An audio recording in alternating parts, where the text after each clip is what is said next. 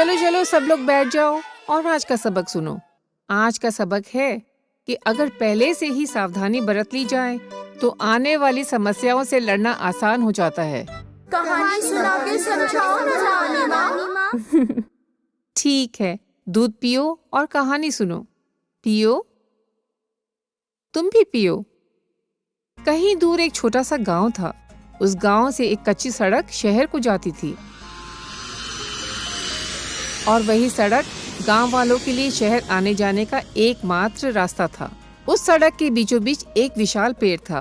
कुछ 3 साल पहले उस पेड़ के नीचे हनुमान जी की मूर्ति पाई गई थी। वहीं पर कुछ शरारती बदमाश बंदरों का एक झुंड आकर रहने लगा।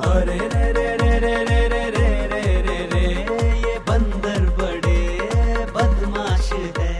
क्योंकि बंदर को हनुमान जी का दूत माना जाता है, पूजा जाता है, गांव वाले उनकी बदमाशियों से परेशान होने के बावजूद भी चुप थे। इनके ये ढंग देखो, पल पल उड़दंग देखो, रहते सभी परेशान बड़े। हाँ? अरे अरे अरे मेरे खिलौने! तंग कर रखा है इन बंदरों ने। गांव वाले हर रोज जब काम पे निकलते तो हनुमान जी को फल का प्रसाद चढ़ाकर ही जाते। वही प्रसाद उन बंदरों का भोजन था। लेकिन बंदरों को इंतजार रहता पूरनमल के पेड़ों का। पूरनमल पेड़े वाला आया। पूरनमल के पेड़े लूटने को घेरे। बंदर बड़े शैतान है, तंग आ गए हैं गाँव के सारे। बंदर बड़े बदमाश है। पूरनमल के पेड़े। अरे अरे अरे, लगता है तुम लोगों की बदमाशी कम नहीं होगी। परेशान कर रखा है। हे हनुमान, इन बदमाश बंदरों से छुटकारा पाने का अब आप ही कोई उपाय निकालिए। एक दिन सरकारी आदेश आया कि सरकार उस कच्ची सड़क को पक्का बना रही है। गांव वाले सरकार के साथ थे। शांत, इस जन कल्याण के काम के लिए सड़क पे खड़े विशाल पेड़ को काटना होगा और हनुमान जी की मूर्ति को गांव में स्थापित किया जाएगा। जय श्री हनुमान जी की। जय हनुमान, जय हनुमान, जय हनुमान। मूर्ति को गांव के मंदिर में स्थापित किया गया। पूरनमल पेड़े का प्रसाद मंदिर में ही चढ़ाता। बंदर उन पेड़ों की ताक में रहते। लेकिन अफसोस, एक दिन जब पूरनमल वहां से जा रहा था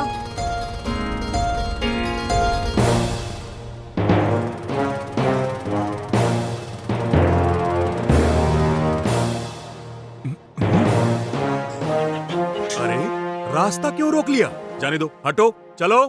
अरे रे रे रे रे रे रे चश्मा चुराए ये तो। अरे अरे मेरा चश्मा टूट जाएगा। पेड़े गिराए ये तो। अरे अरे मेरा माल तो खराब ना करो। बंदर बड़े परेशान करे। शैतान है, बदमाश है। हे हनुमान। जय हनुमान, जय हनुमान। शांत, बंदरों की आज की हरकत से हमें सावधान होना चाहिए। इसीलिए गांव हित में हमें उन्हें इस इलाके से बाहर करना होगा। बात तो ठीक है, पर हमें जो भी कदम उठाना है वो ये सोचकर कि उन्हें कोई हानि ना पहुंचे। तुम्हारे पास ऐसा कोई उपाय है? हाँ है।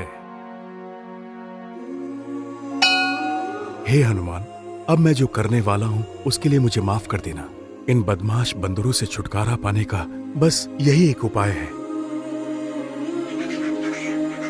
तुम सब भी मुझे माफ कर देना।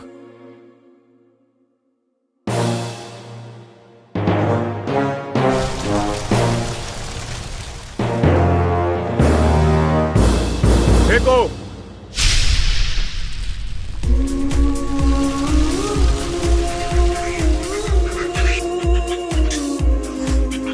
बिना किसी हिंसा के गांव वाले उन बंदरों को गांव से बाहर निकालने में कामयाब हो जाते हैं और आने वाली मुसीबत से छुटकारा पा लेते हैं। जय हनुमान, जय हनुमान। जय हनुमान जी की। हनुमान समझे?